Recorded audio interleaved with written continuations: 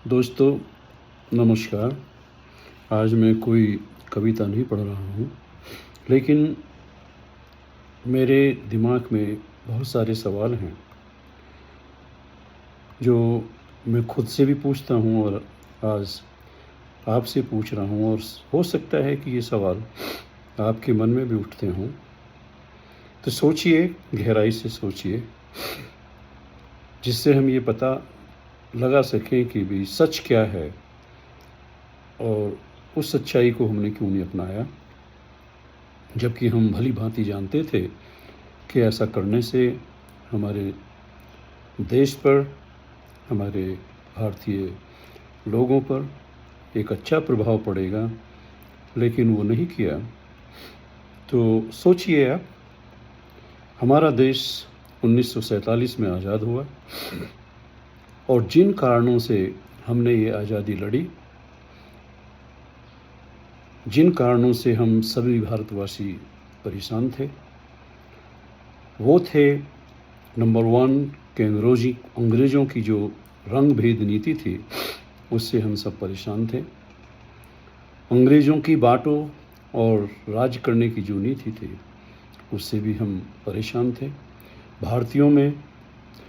भारतीयों को जातियों में बाँटने का जो उन्होंने प्रयास किया और सफल रहे, उससे भी हम परेशान थे।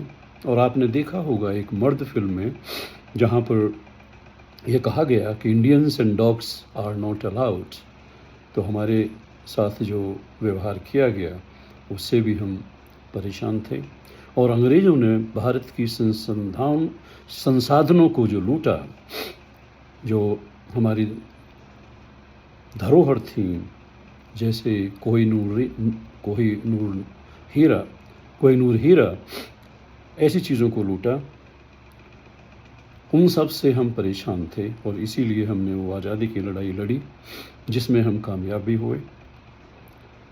दोस्तों, मैं प्रोफेसर श्याम सिंह, नामीबिया से, नॉन रेजिडेंट इंडियन, लेकिन आज भी पक्का हिंदुस्तानी हूँ। मेरा पासपोर्ट भी हिंदुस्तानी है, और इसी कारण ये सवाल मैं आपसे पूछ रहा हूँ एक हिंदुस्तानी होने के नाते। जो ज्वाला आपके अंदर है, वो मेरे अंदर भी है। जो सवाल आपके अंदर हैं, वो मेरे भी अंदर हैं। और इन सवालों का जवाब हमने आज तक ढूंढने की कोशिश नहीं की है, लेकिन चलिए, अभी भी देर नहीं हुई है, कोशिश करते हैं और हम सब मिलकर कोशिश करते हैं। सबसे बड़ा जो कारण जो हम कम ही जानते हैं, वो था हमारे राजनेताओं का विदेशों में पढ़ना और विदेशों में पढ़ने के लिए जाना।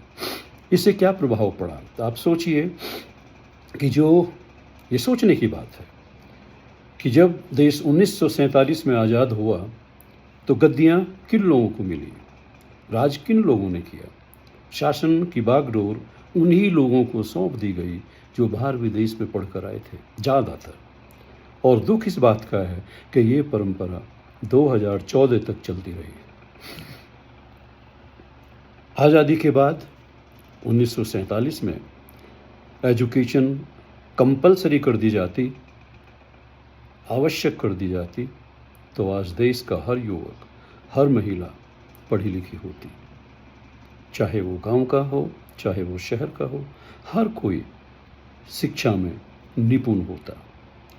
ऐसा नहीं किया, क्यों? क्या मजबूरी थी? यदि आज़ादी के बाद 1947 से जाति प्रथा को ख़त्म कर दिया जाता, जो स्लोगन होते थे Indians and dogs are not allowed, वो ख़त्म हो जाता, को ध्यान में रखते हुए यदि ये जाति प्रथा ख़त्म कर दी जाती, तो आज हम सिर्फ भारत में भारतीय होते।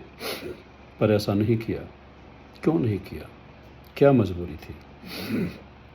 यदि आज़ादी के बाद 1947 से उन सभी कारणों को दूर कर दिया जाता, जिनकी वजह से नेता इलाज के लिए विदेश भागते थे, टेक्नोलॉजी के लिए हमें विदेश जाना पड़ता था, पर ऐसा नहीं किया। क्यों? क्या मजबूरी थी? ये सब इसलिए नहीं किया कि 1947 में गद्दियों पर बैठने वाले लोग अंग्रेज़ों से पूरी तरह प्रभावित थे। अंग्रेज़ों की नीतियों को ही उन्होंने आगे बढ़ाया। जनता की चिंता उन्हें बहुत कम या ना के बराबर थी। जरा सोचिए, गद्दी पर बैठने वाले लोग विदेशों में पढ़े थे। क्या ये नेता शौचालय के लिए जंगलों में या खेतों में जाते थे? नहीं, हॉस्टल में रहते थे। हॉस्टल में ये सारी सुविधाएं होती थीं। फिर भारत के शासकों ने जब 1947 में देश आज़ाद हुआ तो गांव में शौचालय बनवाना क्यों शुरू नहीं किया? क्या मजबूरी थी? ये शुरू हुआ 2014 के बाद।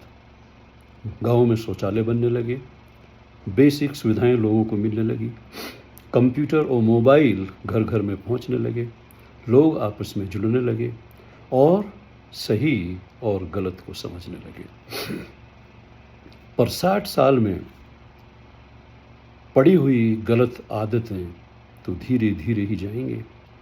ये बहुत दुख की बात है कि कुछ नेता ये जानते हुए कि ये गलत है, गलत का समर्थन कर रहे हैं, लोगों को भड़का रहे हैं। उदाहरण के तौर पर सोचिए, जाति समाज का अभिशाप है, हम सब जानते हैं, पर कुछ नेता आज भी जाति रट रहे हैं।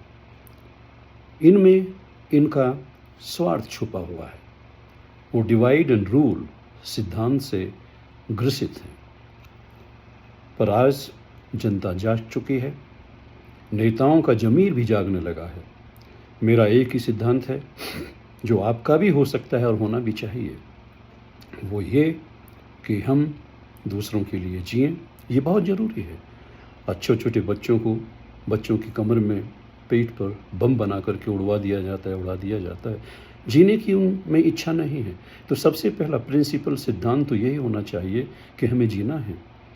भगवान ने ज़िंदगी दी है, इस जीवन को जीना है, तो इसलिए हमें अपने लिए ही नहीं दूसरों के लिए भी जीना है। इसलिए मैं कहता हूँ, दूसरों के लिए जियो। दूसरा नंबर, दूसरों के लिए काम करो। हम जानते हैं कि हम दूसरों के लिए काम करते हैं। मदर बच्चे को दूध पिलाती है, जन्म देती है, वो दूसरे को जन्म देती है, खुद को जन्म नहीं देती। हम जॉब पर जाते हैं, किसके लिए जाते हैं? बच्चों के लिए जाते हैं, परिवार के लिए जाते हैं। तो दूसरों के लिए काम करो। और सबसे जो महत्वपूर्ण मेरा सिद्धांत है कि हमें दूसरों की चिंता करनी चाहिए। इसलिए दूसरों की चिंता करें। यदि हम दूसरों की चिंता करेंगे तो डेफिनेटली वो दूसरा हमारी भी मदद करेगा, हमारी भी चिंता करेगा। तो दूसरों के लिए जियो, दूसरों के लिए काम करो और दूसरों की चिंता करो। और मैं समझता हूँ कि आज की भारत सरकार इन सभी पर काम कर रही है। आप सभी से प्रार्थना है कि सही और गलत का अवलोकन करें और केवल सही का ही साथ दें।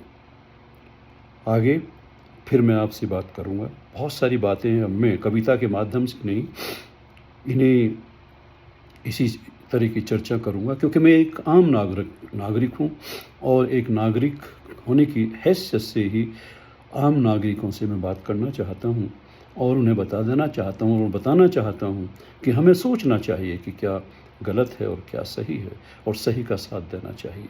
आज एक छोटा सा एक उदाहरण और देना चाहूँगा। आज जो कृषक आंदोलन चल रहा है, भारतीय कृषक क्या करना चाहते हैं? क्या यही एक तरीका है? मैं एक शिक्षक हूँ, मैं एक प्रोफेसर हूँ। क्या हम सभी प्रोफेसर्स को सड़क पर आकर के हाथ में तलवार लेकर के, पेन की बजाय तलवार लेकर के और सड़क पर आ जाना चाहिए? क्या यह तरीका सही होगा? हम भी कह सकते हैं हमें भी परेशानियां हैं, लेकिन नहीं, ये तरीका गलत है। तो इसका हमें समर्थन नहीं करना है, हमें इसका विरोध करना है।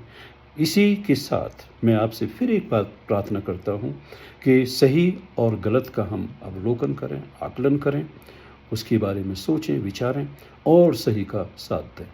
जय भारत, जय श्री राम, जय हिंद। आप जुड़े रहिए। धन्यवाद।